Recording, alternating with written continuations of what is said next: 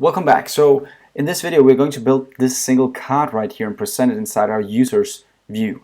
And I know that there's a lot of code here, and you can go and check out Git version 12 if you want to get the actual code, so you don't have to do it yourself manually.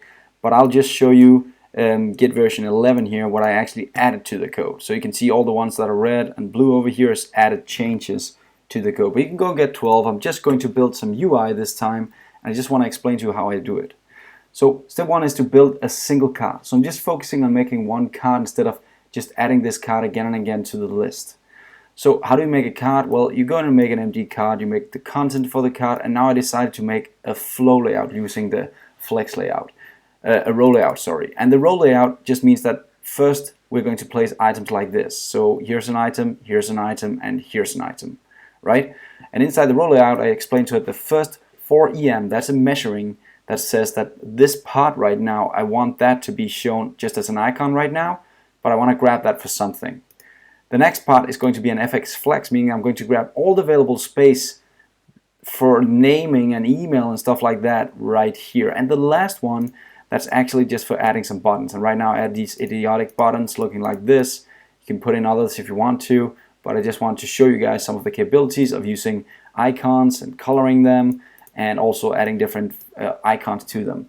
So that was kind of the goal of this one. We're going to make some functionality of this later. But right now that's kind of the component that we built here, and notice that this is just the single one you see right here. So it's easy to unit test, it's easy to reuse, and it's easy to just do a lot of these to make a list of users in here that we're going to do. So let's have a look at the actual TS code right now. The only thing I did is I added an input for user. That's all I did. Right? We're going to build on this later, but that's all I did for now. And then we have the CP user as the selector. So I added a new component and I made these changes in here and the changes in here. That's all I've done. And then I went into this user list component and I kind of just removed this very simple code to display the user, and I changed that with adding some layout here as well, saying that we're going to have a layout wrap and a row layout. So again, if we look at the code here, we're explaining that everything is going to be placed in this direction. This is the first card, this is the second card. If there was room, we would have a third card, but actually there's not, so I'll start in a new row here. And that's because I added the wrap here, flex layout wrap, so I'm wrapping things in there.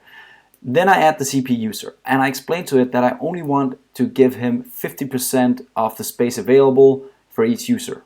That's why you see 2 cards here right now.